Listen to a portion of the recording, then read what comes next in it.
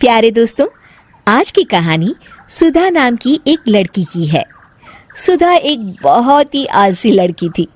घर के काम करना तो दूर, वो एक गिलास पानी के लिए भी अपनी माँ पर निर्भर थी। अरे अब उठ भी जा नालायक, 10 बजे तक सोती रहती है। अरे कुछ तो घरेलू लड़कियों वाले लक्षण दिखा। सोने दो ना माँ, क्यों परेशान कर रही हो? अरे भाग्यवान, क्यों मेरी बिटिया को तंग कर रही हो? सोने भी दो इसे। लो, बाप बेटी दोनों एक जैसे हैं। देख लेना, आपकी ये लाडली ससुराल जाके हमारी नाक कटाएगी।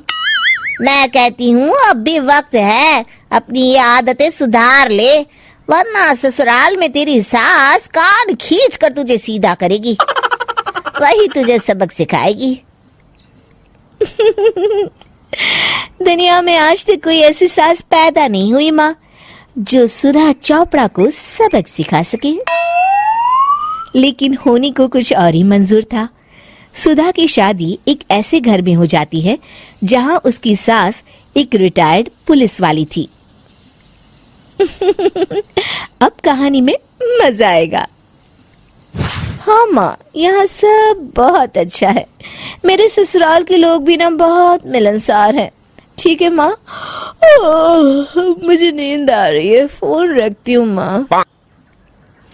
ठीक सुबह 5 बजे। अरे जल्दी उठो भाग्यवान, वरना कयामत आ जाएगी। हैं? अरे क्या हुआ? कौन सी कयामत आ जाएगी? अरे मेरी माँ आ जाएगी। तुम नहीं जानती, इस घर में सिर्फ मेरी माँ का हुक्म चलता है। सबको सुबह 5 बजे बिस्तर छोड़कर हॉल में पहुंचना ही पड़ता है। अरे अब इंसान क्या अपनी नींद भी पूरी नहीं करेगा? यहाँ मजाक चल रहा है क्या? तभी वहां सुधा की सास आ जाती है। अटेंशन! मजाक तो तू समझ रही है बाबू, ये मेरा घर है और यहाँ हर किसी को डिसिप्लिन में रहना होगा। अटेंशन! अरे माँ जी, लेकिन इतनी सुबह कौन उठता है? कौन होता है मतलब? हम सभी उठते हैं, रोज उठते हैं, और अब से तुझे भी उठना पड़ेगा। आखिर मैं पुलिस वाली जो ठहरी। अटेंशन! अरे माँ जी, लेकिन अब तो आप रिटायर हो गई हो ना। तो क्या हुआ? शेर कितना भी बूढ़ा हो जाए, शिकार करना नहीं छोड़ता। उसी तरह हम पुलिस वाले रिटायर होने के बाद भी अपने अनुशासन में ही जीवन जीते हैं। चलो अब बेकार की बहस बंद करो और उठकर हॉल में चलो। अभी आधा घंटा तुम सबकी परेड चलेगी। अटेंशन! अरे मैं कोई परेड नहीं करने वाली। सुधा की सास अपनी बहू का ये बर्ताव देख झल्ला उठती है। गौर से देख, तू कहां और किसके सामने खड़ी है? यहां बात सिर्फ एक बार समझाई जाती है, बस। अटेंशन! इतना कहकर सुधा की सास चली जाती है।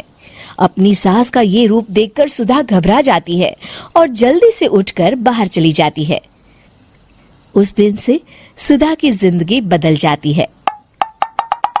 हाय, थक गई मैं तो। ये घर है या जेल? कितना काम करना पड़ता है। लाइए दीदी, 2 रोटियां और दीजिए, मुझे बड़ी भूख लगी है। ठहर जा बहू, ये तू क्या कर रही है? मैंने सबके खाने का हिसाब तय कर रखा है। तुम 4 रोटी से ज्यादा नहीं खा सकती और ये मिर्च मसाला भी नहीं चलेगा। मेरी बहुएं एकदम फिट होनी चाहिए। अटेंशन! क्यों माँ जी, आप हमें दंगल में लड़ने के लिए तैयार कर रही हैं क्या? क्या कर रही हो सुधा? माँ जी को मजाक बिल्कुल पसंद नहीं है। चुप करके खाना खा लो, इसी में भलाई है। इस तरह धीरे धीरे सुधा अपने सास के रंग में पूरी तरह रंग जाती है, लेकिन इसका उल्टा ही असर पड़ता है। सुधा अपनी सास से भी ज्यादा अनुशासन की पक्की हो जाती है। सुधा की सास तो सबको 5 बजे उठाती थी, लेकिन सुधा सबको 4 बजे ही उठा देती थी। दूसरी तरफ सुधा की सास की उम्र भी हो चलती है। माँ जी, आजकल आप सुबह उठने में बहुत आनाकानी करती हैं। मुझे ये सब बिल्कुल पसंद नहीं है। अरे बहू, मैं तेरे हाथ जोड़ती हूँ, भगवान के लिए अब मुझे छोड़ दे। इतने सवेरे उठना और कसरत करना अब मेरे बस की बात नहीं है। माँ जी, आप मैदान छोड़ के भाग रही हैं। आप तो पुलिस वाली हैं। अटेंशन। अरे अब कहाँ की पुलिस वाली, अब तो मैं रिटायर हो चुकी हूँ। बस बहुत हो गया, अब तुम सब जैसे चाहे वैसे जिंदगी जियो और मुझे भी जीने दो।